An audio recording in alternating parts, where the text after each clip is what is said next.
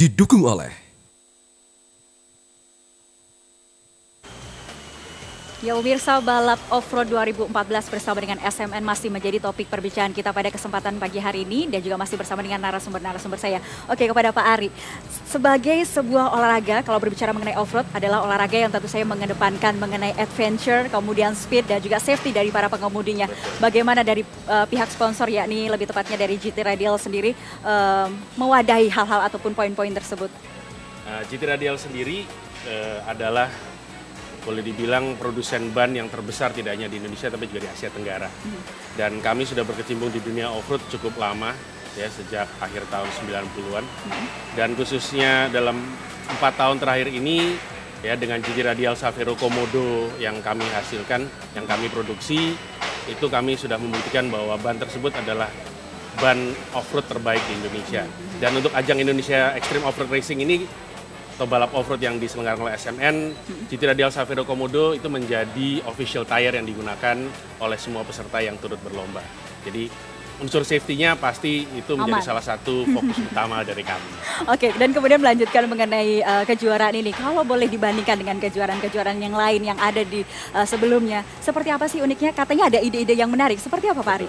Jadi Sarana Media Nusantara sendiri itu kami terus berinovasi, ya. Membuat balapan ini tidak hanya menarik untuk ditonton oleh para penonton yang datang, ya, tapi juga oleh mereka yang mungkin ingin tahu off-road itu seperti apa sih, ya, balap off-road khususnya. Di seri terakhir ini SMN kemudian mencoba menggandeng satu kelas baru, membuat satu kelas baru, kelas double cabin, ya. Pesertanya memang baru 4, ya, terdiri dari 4 mobil. Ada Isuzu D-Max, ada Mitsubishi Triton, ya, kemudian ada Toyota Hilux, ya. Tapi ini menjadi satu terobosan karena pertama ini belum pernah ada sebelumnya. Kedua, ini membuktikan bahwa kendaraan-kendaraan double cabin seperti ini, ya, hanya dengan modifikasi yang tidak terlalu banyak, bisa digunakan di ajang balap off-road.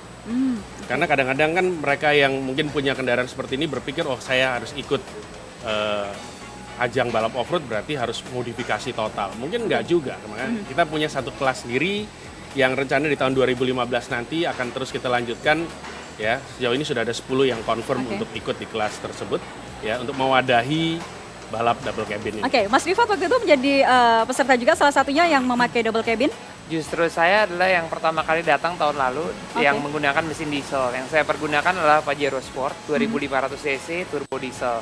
Dan mungkin awal pertamanya sambutannya kurang begitu positif karena mobil saya paling besar dan itu, tapi ternyata dari 5 balapan tahun lalu ya kita menjadi juara umum pertama. Dan itu membuka mata bahwa diesel saat ini sudah sangat berbeda sekali dengan diesel masa lalu. Persis yang tadi Pak Ari bilang bahwa dengan modifikasi minimal saja kendaraan ini bisa memproduksi 250-300 horsepower. Jadi ya sepertinya diesel adalah pilihan yang sangat baik sekali untuk berkompetisi 2015. Oh, oke, luar biasa. Untuk Mas Esa sendiri menggunakan double cabin atau bagaimana? Nggak, saya masih dari awal tahun lalu sampai tahun ini masih. Tapi untuk challenge kedepannya bisa dong ya? Mungkin.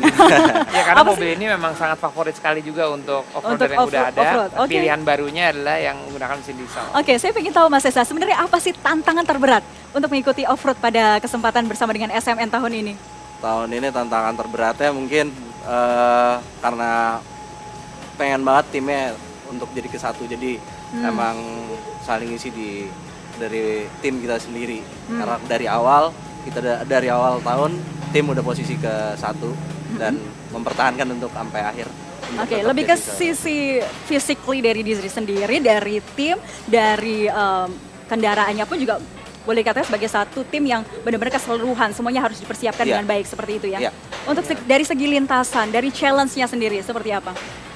Dari awal SMN bikin tahun ini sampai akhir lintasannya emang sangat bagus banget, apalagi yang di seri terakhir, seri kelima, mungkin itu lintasan yang terbaik. Sempurna kalau kita bilang yang Oke, ada berapa lokasi nih? 5 ya tahun ini. 5 lokasi. 5 lokasi.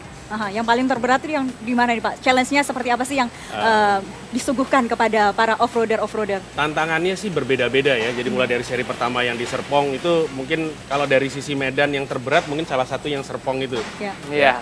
Tapi kalau dibilang seperti yang tadi sama Mas Rifat katakan, tantangan yang paling banyak tuh seri yang terakhir kemarin itu. Seri kelima kemarin. Seri kelima kemarin itu memang ya menyuguhkan benar-benar seorang off-roader ikut balap off-road ini harus all out. Jadi skillnya, kemudian ketahanan fisiknya dan juga mobilnya. Oke. Dan perhelatan ataupun perhelatan ini nantinya juga akan diadakan setiap tahun ya? Seperti kita itu rencananya tahun Pak? depan juga sesuai dengan hasil dari musyawarah nasional dari pengurus pusat Ikatan Motor Indonesia. Sarana Media Nusantara kembali ditunjuk menjadi promotor nasional untuk balap off-road ya, dan juga untuk extreme adventure off-road. Oke, regulasinya seperti apa? Mungkin ada kelas baru juga yang nantinya akan diterjunkan? Kami akan menyampaikan bahwa akan ada satu kelas baru khususnya double cabin ini tadi. Ya, karena double cabin ini kan boleh dibilang semuanya diesel. Ya, jadi diesel dan double cabin. Baik, mungkin juga ada pesan kepada para calon-calon off-roader di Indonesia yang mungkin nantinya juga akan mengikuti dan tertarik ingin join di SMN Off-Roaders tahun depan, Pak. Mungkin dari kami selaku penyelenggara, ya, mereka yang ingin turut ambil bagian ini tidak perlu khawatir bahwa harus modifikasi total, ya. Cukup punya mobilnya dan kemudian mungkin bisa mengasah skillnya. Saya yakin di sini Mas Rifa dan Mas Reza pasti dengan senang hati akan menularkan ilmunya gitu ya. Dan balapan ini terbuka untuk siapa saja. Oke, nanti kita juga akan lanjutkan kembali dan tentu saja pemirsa, obrolan kita juga masih panjang. Masih bersama kami di 811 Shows, kami hadir kembali sesaat lagi.